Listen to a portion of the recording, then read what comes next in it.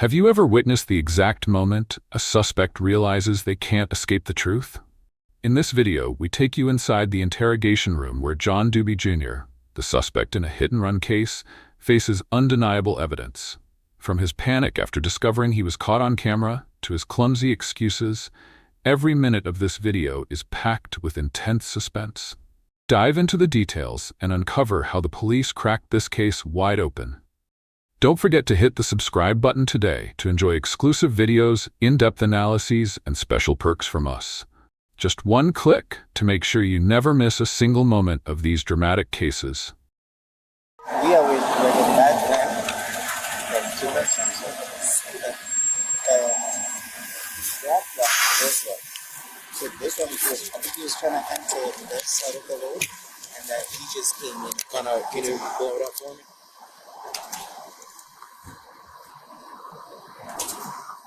And he didn't try to stop our driving light. Can you just see what happened to that car? And he just Any copy of suspect 14? and he drive off like that.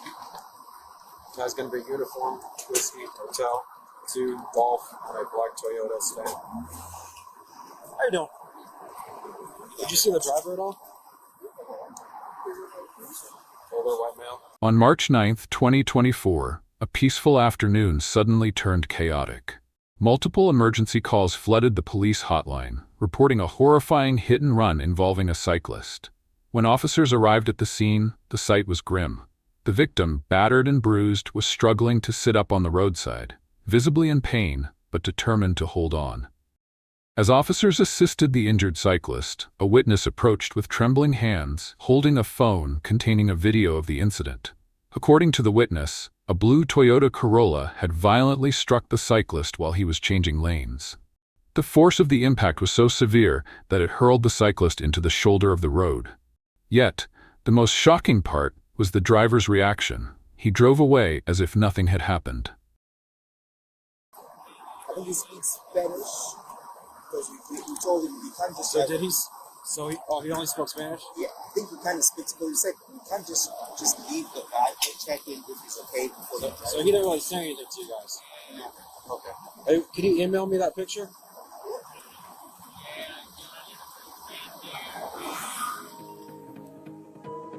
The witness tells the officer that the victim was changing lanes when a blue Toyota Corolla struck him from the side with enough force to send him into the right shoulder.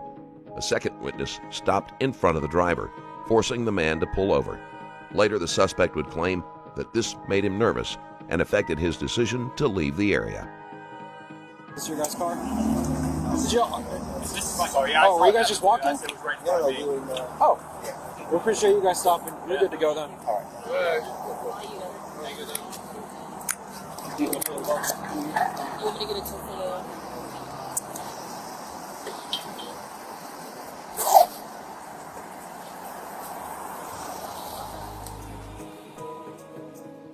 Officers were quickly able to ID the suspect as John Duby Jr., and they contacted him the next morning. Duby was brought in for questioning at the West Palm Beach Police Department, where he was read his rights. We got our young video recorded. Alright, so like I said, I am investigating this traffic crash from last night. So based on our investigation, it's led to my contact with you today. Alright? Okay. So I do have to read you your rights before we have any conversation, whether you decide you want to speak to me or not about the incident from last night. Alright? Okay. Police wasted no time identifying the suspect, John Duby Jr. He was summoned for questioning the next morning. In the interrogation room, John appeared visibly unsettled. He admitted to driving the Toyota Corolla involved in the crash, but tried to explain his actions at the scene. "I was scared," John confessed. He described feeling overwhelmed by the shouting from bystanders. But was this fear genuine, or was it a mask for the guilt weighing heavily on his conscience? When asked if he had assisted the injured cyclist, John fell silent. Not only did he leave the scene, but he also failed to report the incident to the police afterward. Was this negligence, fear, or something more deliberate? So before you make any statement, you have the following constitutional rights. All right, when I read them to you, just if you don't understand, tell me. If you want some clarification, tell me. If you want me to repeat anything, tell me. Okay? All right, so you have the right to remain silent and not answer any questions. You have the right to the presence and representation of a lawyer of your choice before you make any statement and during any questioning. If you cannot afford a lawyer, you are entitled to the presence and representation of a court-appointed lawyer before you make any statement and during any questioning. At any time you can, any statement can and may be used against you in the court of law, and any statement you make must be freely and voluntarily given. If at any time during the interview you do not wish to answer questions, you're privileged to remain silent. I can make no threats or promises to induce you to make a statement. This must be of your own free will. This is one of my partners, Officer Gittins, and this is his training officer. Okay? They're going to be just sitting for training. All right? You understand your rights? Yes. Okay. Do you want to speak to me about what occurred last night? Ever since the last night's been going on since I've been coming down here on a regular basis. Okay. The last night, I was just down here hanging out. Okay. Trying to have a good time. Gotcha. And then when I finally did decide to leave, I went out to Tamlin and out Okeechobee. Okay. So, what kind of vehicle do you own? A Toyota Corolla. Okay. Does it have a specialty tag on it? Yes. Okay. Marine Corps, yeah. The Marine Corps tag? Yep. Is this you? Yep. And your tag? Yep. Okay. So Okay. So you're operating your Toyota. Yeah. You're driving? Yes. Anybody else in the vehicle with you? Nope. Okay. All right. Walk me through. So you said you're downtown Clematis. You went out to Tamron, went out to Okeechobee. Okeechobee, and then In his account, John described the moments leading up to the crash. He said he was focused on a white van in front of him, trying to navigate the complex traffic flow. Suddenly, the cyclist appeared in his path. I didn't have time to react, he admitted. The collision happened so quickly that he was left in shock. But what happened next that left a deeper mark? Instead of staying to assist, John chose to drive away, leaving the cyclist at the mercy of strangers. Meanwhile, other passers-by stopped to help, highlighting a stark contrast to John's decision. Why didn't he do the same? Was fear truly the driving force, or was there a more selfish reason behind his actions? as I was that section, the section that I know you guys know it well. The section between the railroad tracks and the 95 line ramp to go. It gets a little hairy. So okay, you're talking about where you can make Australian the, well, you can either take the quick right to go to Australia. Okay, yeah. So where it gets the merging area there. It goes from like 4 lanes to 3 lanes, and then opens back up. Gotcha. So where some people have that difficulty turning or going straight. So after I went under the bridge, okay, the Australian Avenue Bridge, there was a white van in front of me, and I guess we were trying to do the same thing. Mm-hmm. Jockey over to the right lane to get on the 95. I don't know which way he was going, but he moved in, and all of a sudden, I was pretty much focused on what he was doing, and what I didn't know if anybody was trying to get up behind me. Okay. So he moved over quickly. I sped up a little bit and moved over. Then all of a sudden, the motorcycle was there. Okay. And before I had a chance to react, I hit him. Okay. So you're not sure who was merging at what point. Yeah, exactly. But at a certain time, you two collided. Yeah. Okay. Once that occurred, walk me through. Tell me what happened. I mean, I did stop, and then a bunch of other people stopped, and I guess I get scared. I get a little scared because a lot of people, some of the other people were yelling, whatever, and okay. So I know it was a mistake for me to leave. Okay.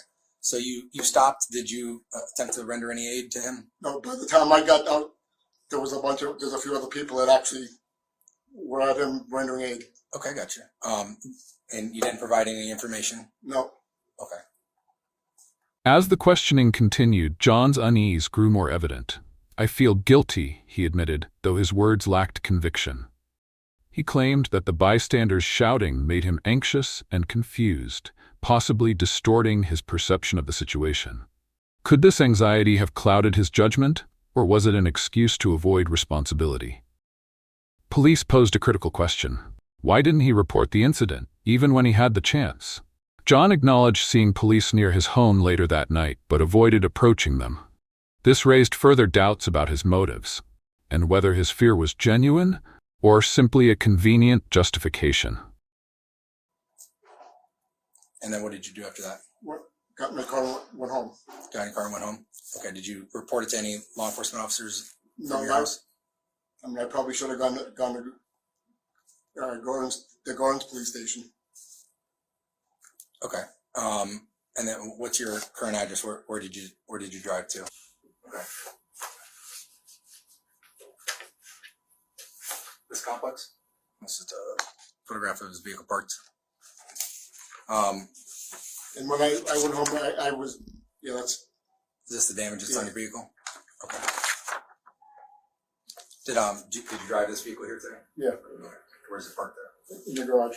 In the police station parking, yeah. Okay, I got you. So when I went home, my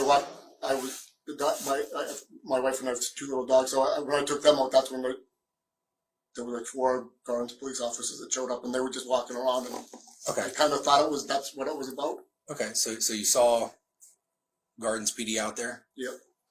Okay, and you didn't make contact with them? I said, "Is everything okay?" And maybe they didn't know who I was, so I just left it. Okay. So you saw police department. You had another opportunity. Yeah, I probably should have tell stopped them and said, "Hey, it was me that you probably hear about." And Okay. As the investigation deepened, police found that John might not have been entirely at fault for the collision. The chaotic traffic situation made it difficult to determine who had the right of way. However, his decision to flee the scene was both illegal and morally reprehensible. "Do you understand that leaving the scene is a crime?" an officer asked. John bowed his head, replying, "I screwed up." The question remains, was John's remorse sincere, or was it merely a reaction to being caught? Accidents can happen for many reasons, but how a person responds in the aftermath speaks volumes about their character. In this case, John's choices left the cyclist suffering and raised serious questions about his integrity. Is there anything else that you want to add? I mean, this is your opportunity to kind of, if you have any remorse, if you have any, you felt bad. I mean, I do feel bad. What happened going through your head? Yeah, like I said, I did get scared because just some of the other people were yelling. Okay. Just different stuff, and I thought I heard something about a gun, but maybe just the way my head was spinning. Okay, I understand. Right. But Yeah, I should have either come back here when they saw the guns, the officers. I should have said something. Correct. But how was the guy? He's injured. He's going to survive. So, but I mean, you understand that your obligation is to stop. Okay. Based on the crash investigation, you may not have even been at fault. There is some slight discrepancies between who was merging, who had the right of way, things like that. That's why they call them accidents. You know what I mean? We discuss them as crashes, but that's why, forever they call them accidents. But, your obligation in that situation is to stop. Render aid if you have the ability to, or at the very minimum, contact police, especially when you have somebody that's not a vehicle, you have a person down on a moped laying in the street. Okay? I screwed up on that one. Understand. You ever been arrested before? What on my 21st birthday, it was my 21st birthday, and I was having a little bit too much fun, and up in New Hampshire, up in North Conway, New Hampshire, and I gotcha. I've learned my lesson. Hey, listen, I understand. Yeah. So, all right. So let me explain where we come into play with this. Okay. Based on my investigation, I am going to place you under arrest today. Okay. I'm going to be charging you with leaving the scene of a crash involving injury. Okay. With that being said, I have to seize your vehicle because your vehicle is evidence in our criminal case. Okay. So I can go about that one or two ways. The first way is you can willingly consent to me taking possession of the vehicle. Basically, you'll sign a consent form that allows me to seize your vehicle. The second way is I'll have to write a search warrant, seize your vehicle that way. Again, The interrogation reached a turning point. After hearing John Duby Jr.'s remorseful yet hesitant explanations, the police made a game-changing announcement. "We are placing you under arrest today." With nowhere left to turn, John lowered his head, his face heavy with regret. The charge? Leaving the scene of a crash involving injury, a felony offense that carried weight far beyond a simple apology. But the shocks didn't stop there. The police informed John that his Toyota Corolla would be seized as evidence. He was given two choices: voluntarily surrender the vehicle or force the officers to obtain a search warrant. Torn and visibly uneasy, John reluctantly agreed to sign the consent form. It was a small gesture, but a meaningful one, a sign that he was beginning to grasp the gravity of his actions. I tell people, like we told one yesterday we dealt with, this is your opportunity to make your statement that you're sorry. Yeah, I guess, but If you're also showing that you're willing to cooperate with the investigation, take responsibility for the actions, it does go a long way. Again, either way, totally your decision. I'm just trying to be straight up front with you on what's going to occur today. So we are going to place you under arrest. We're going to transport you down to the county jail and book you in. Okay. I was hoping that they'd go. I was, again, unfortunately, this is a felony charge, so it's not a misdemeanor charge where I can write you a court date and then release you. This is something I'm obligated based on it being a felony to place you under arrest and transport you. You will be able to go to first appearance first thing in the morning, see a judge, and get bond. So you'll be able to bond out. I was hoping to. I just came from work like I was. I understand fully. They're going to change you completely out when you get to the county jail. So, I need someone to. How does bail work? So there's going to be bail bondsmen there. There's going to be plenty of opportunities for you to be able to work with someone. And I'm just going to take you down there. I'm going to explain everything to you. We're going to walk you through the process. If you need to make a phone call to the wife. Yeah, I'm going to have to because the dogs are home alone and they've been. Yeah, that's fine. Don't show up and take it. I understand. No worries. Do you have any medical problems? Anything that's going to hinder you going into the county jail? High blood pressure, diabetes, nothing like that. No medications that are an issue. No. Okay. You have no injuries from the crash. No. Okay. So I guess maybe I'm having a going over. I am sorry what happened, and no, I didn't sleep at all last night because. Yeah, I listen. I don't. You're not a young kid who made a dumb decision. I think you reacted out of fear. The atmosphere in the room grew heavier. The officers explained what was next. John would spend the night in the county jail and appear before a judge the following morning. That would be the moment his fate would be decided, whether or not he could post bail. John, now visibly anxious, expressed concern for his family, especially his dogs left home alone. "Can I make a call to my wife?" he pleaded, his voice trembling. The officers granted his request, offering a glimmer of humanity amid the grim situation. However, they made it clear that this was not a minor offense. This was a felony, and their hands were tied. John's legal responsibilities were unavoidable, and he had no choice but to face the consequences of his poor decisions. It happens unfortunately all the time. I think it would have worked better in your favor had you gotten home, realized the significance of the crash, realized the consequences of it, picked up the phone and called us. Or at the minimum, when you saw police out looking at your vehicle, same situation. So with that being said, that's what's going to occur with you. Like I said, I'll give you some time. No worries. We'll make some phone calls.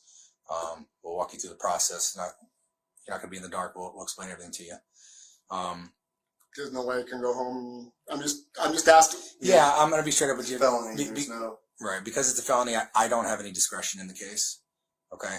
If you have a parked car, yeah, with nobody in it, then right. you can write you a court date. But or if this gentleman didn't have injuries, it would just be leaving the scene without injuries and would still be a misdemeanor.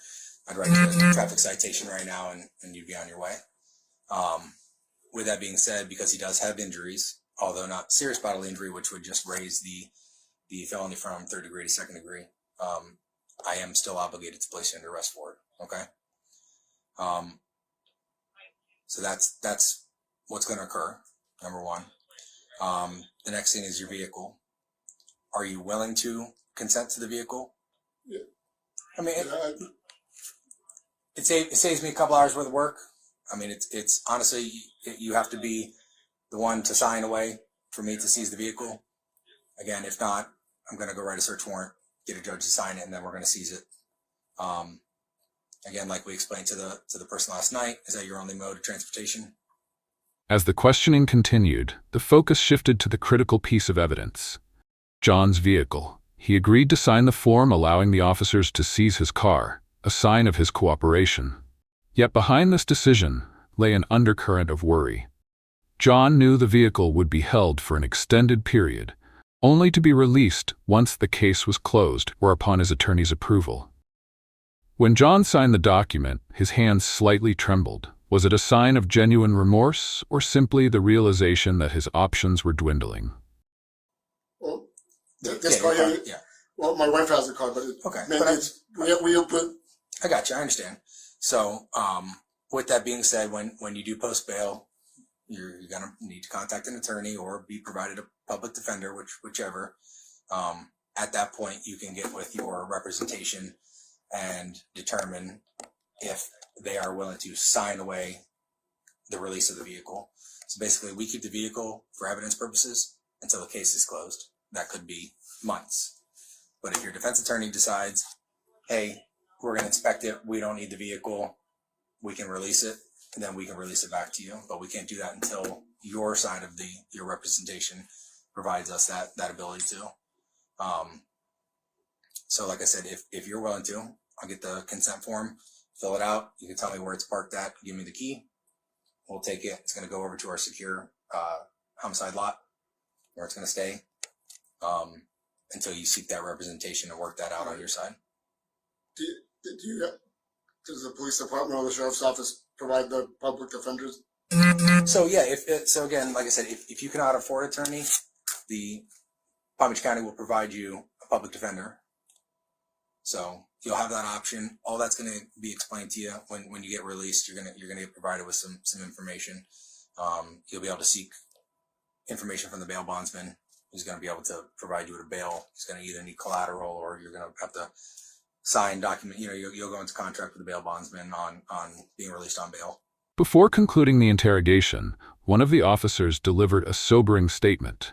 You know, if you had stayed at the scene, this would have been a completely different situation. The words struck deep, aiming straight at John's conscience. He sat in silence, absorbing the weight of his mistake. His decision to leave the scene wasn't just a legal violation, it was a missed opportunity to take responsibility and make things right. Finally, John looked up, his voice barely above a whisper. I messed up. I should have done the right thing. But those words, sincere or not, could not change the fact that he was now facing the full weight of the law for his actions. So you are going to spend the night in the county jail because you got to go to first appearance in the morning to see the judge. At that point, they'll read my probable cause affidavit and determine if probable cause exists. Then they'll go to bail. If he determines no probable cause exists, then they'll release you. Okay? Okay. That's where we're at. So, are you willing to consent to the vehicle? Yeah. Okay. It'll save us both up. It'll save me a few hours of work. So like I said, some people do, some people, if you want it, you got to work for it. It's one of those things. Again, and I will report to the state attorney's office that you're cooperating with us. You provided us the vehicle, that kind of thing. I'm sure you guys see, especially these guys that are on the road. I'm sure you see that all the time. No control beat most of the time, day and night. I know exactly. Listen, Palm Beach Lakes. Yeah. We understand 100%. And again, like I said, if you had just, and I try and stress this to people, even if it was your fault or wasn't your fault, had you just stayed on scene, provided us the information. Even if you feel unsafe and you drive just a little way. Yeah, and then you called or you even if you had driven home and said, hey, I was involved in the crash. I was scared on scene. There were multiple people screaming. I didn't know what to do, so I went home. even that we take into consideration that although you left the scene and reported it under circumstances that are explainable to a normal person. Okay, we would have taken that into consideration, that although you technically by statute left the scene of an accident, you know, those kind of things are brought into consideration. The fact that you left, didn't report it, you were presented with a second opportunity to report it when you saw Gardens PD, still declined to report it, and then basically we have to work and develop the case through where we've gotten to this point through investigative means. John Duby Jr. began explaining why he left the scene of the crash. I was scared. There were too many people yelling, and I didn't know what to do, so I went home. A seemingly sincere explanation, but was it convincing enough? The police quickly pointed out that he had not one, but two opportunities to report the incident.